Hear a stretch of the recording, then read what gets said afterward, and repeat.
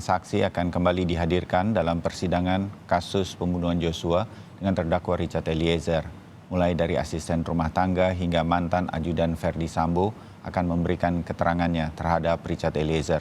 Lalu apa saja fakta-fakta yang akan dihadirkan dan sebenarnya seperti apa gambaran dari kejadian yang terjadi di Magelang hingga kemudian berujung di Jakarta dengan kematian almarhum Joshua.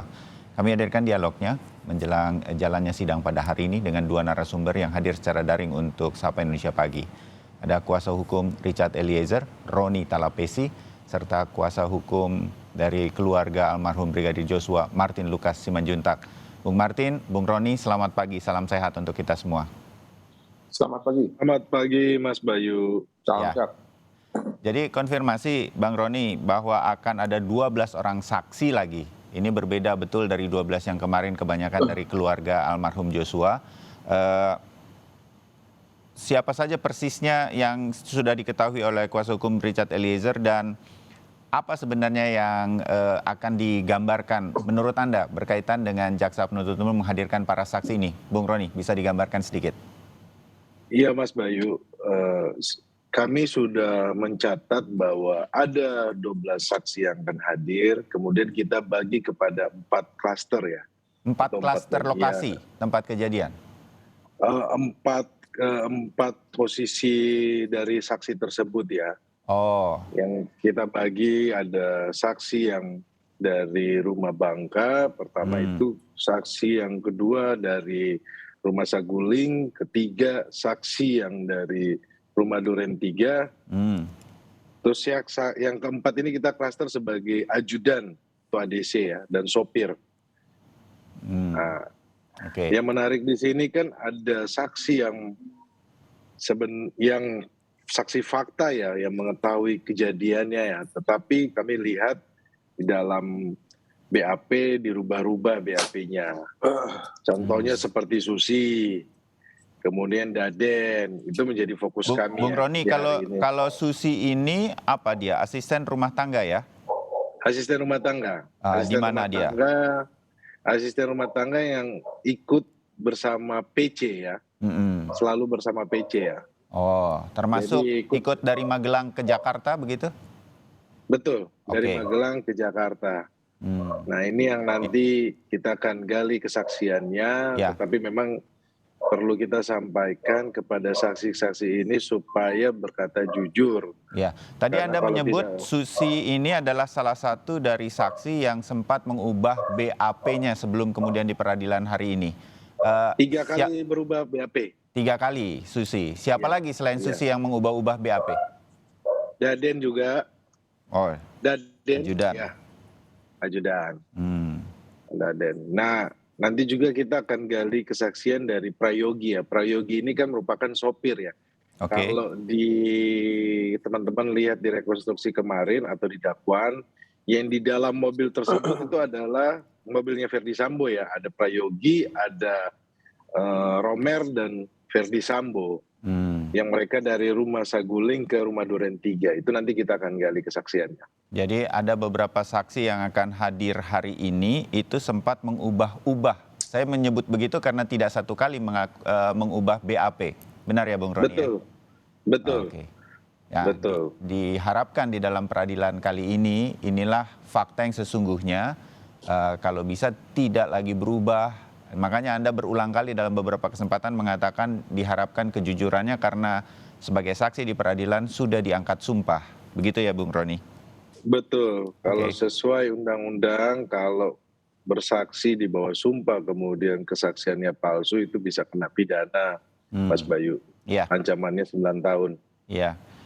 Bung Martin, saya pindah sebentar ke Anda. Kalau dari keluarga almarhum Joshua melihat para saksi yang hari ini, dalam bayangan saya mungkin saja ada hal-hal yang selama ini bahkan publik belum mengetahui ceritanya. Masih mungkin para penyidik di kepolisian pada waktu itu belum sempat mengungkapkannya karena belum langsung pada fokus-fokus yang dianggap penting begitu. Tetapi hal-hal kecil yang nanti diungkap oleh para ajudan, driver, asisten rumah tangga yang dekat dengan Verdi Sambo, saya menyebutnya 12 saksi ini, nanti sangat dibutuhkan didengar oleh keluarga almarhum Joshua untuk mengetahui kronologinya. Apa pecahan-pecahan puzzle-puzzle yang mungkin bisa tersambung sedemikian rupa. Anda harapkan seperti itu juga, Bung Martin? Saya lebih melihat kita harus bersiap dan harus lebih berhati-hati kepada para saksi ini ya. Seperti contoh ya, Susi, lalu Daden, lalu Damianus, lalu Alfonsius, Prayogi, dan Romer. Mereka ini adalah orang yang terbiasa menerima uang ya, baik dalam bentuk upah ataupun rewards selama Putri Chandrawati dan juga Ferdi Sambo mempekerjakan mereka. Itu yang pertama. Yang kedua, inilah konsekuensi buruk dari tidak ditahannya PC di awal.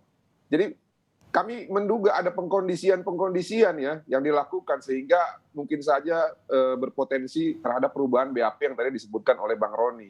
Makanya apabila di awal langsung ditangkap dan ditahan, saya pikir hal-hal pengkondisian ini nggak akan terjadi. Nah, lalu yang ketiga, perubahan keterangan. Saya berharap nanti khususnya kepada Romer ya, kalau sampai dia cabut keterangannya bahwa dia nanti mengatakan ya, bahwa Ferdi Sambo tidak memakai sarung tangan ketika dia lihat, dan juga tidak mengambil senjata HS pada saat senjata itu terjatuh di depan Jalan Duren 3, saya pikir ini akan menjadi masalah baru yang nantinya kita akan tarik terhadap dugaan tindak pidana gitu loh. Ya. Lalu mengenai Daden, orang ini sesuai dengan apa yang disampaikan oleh kekasih korban memang punya riwayat ya, punya riwayat ketidakharmonisan di tahun 2019. Dan ini ditegaskan dengan pada saat hari dan juga waktu kejadian pembunuhan tersebut, dia melucuti dan juga melakukan penggeledahan terhadap adik korban. Orang ini sebenarnya tahu skenario. Saya bingung kenapa dia tidak ditetapkan sebagai pelaku obstruction of justice gitu loh, hanya dijadikan saksi. Nah, inilah yang menurut saya orang-orang ini tidak mau jujur karena dia menganggap bahwa dirinya masih dalam keadaan yang aman. Ya, oleh karena itu, saya duga keras ada aliran uang yang mengalir kepada keluarga mereka atau setidak-tidaknya dalam lingkungan mereka. Kami meminta PPATK untuk menelusuri hal tersebut. Karena bisa saja apa yang dicoba dan sudah dilakukan kepada Richard Eliezer, kepada Kuat Maruf, kepada Ricky Rizal, dengan mengiming-imingi uang sebanyak 2M itu, dilakukan juga kepada orang-orang ini. Tolong ditelusuri para penyidik dan juga PPATK. Terima kasih. Oke. Itu yang disampaikan oleh Bung Martin mungkin menjadi dugaan dari kuasa hukum keluarga Joshua. Bung Roni, saya ingin tahu sedikit lagi kembali ke bahwa ada beberapa saksi yang akan hadir hari ini di persidangan itu mengubah-ubah, jadi bukan hanya satu kali tapi beberapa kali BAP. Tapi arahnya apakah, saya menyebutnya bagaimana nih, karena Bung Roni kuasa hukum Eliezer makin memojokkan Eliezer perubahan BAP itu atau makin menggambarkan atau lebih menggambarkan fakta yang sesungguhnya menurut dugaan Bung Roni? Perubahannya positif atau negatif bagi Eliezer? Perubahannya itu bertentangan dengan keterangan Richard Eliezer ya. Jadi seperti itu. Contohnya ketika mereka menyampaikan soal lokasi isolasi isoman itu di mana. Itu mereka awalnya berbeda-beda, kemudian pada perubahan BAP membuat satu tempat di Duren 3. Itu salah satu contohnya. Jadi ada beberapa catatan kami yang kami juga lihat bahwa pastinya hakim sudah membaca berkas dan jaksa penuntut umum ya pasti akan dikejar mengenai perubahan BAP ini. Nah, tetapi yang perlu kita sampaikan di sini kan karena saksi-saksi ini kan masih bekerja jadi untuk terdakwa FS pastinya kan mereka akan lebih condong kepada keterangan kepada pembelaan terhadap FS ya. Tapi kami pikir bahwa nanti hakim akan melihat ya lebih jauh lagi kan pastinya tinggal, dan tentunya kami juga sudah mempersiapkan pertanyaan-pertanyaan dari tim yang kami sudah susun dan kami sebentar siap untuk menanyakan kepada saksi dan kami akan menggali. Karena ada beberapa perbedaan antara saksi yang satunya dengan saksi yang lainnya, tentunya kami akan gali keterangannya. Tapi yang kami fokus juga itu adalah kesaksian saudara Romer ya. Karena saudara Romer itu kan dia menyampaikan dia ada perubahan, tetapi sempat ditanyakan kenapa ada perubahan. Kemudian karena perubahannya itu dari yang skenario yang awal ya, kepada apa yang terjadi sebenarnya.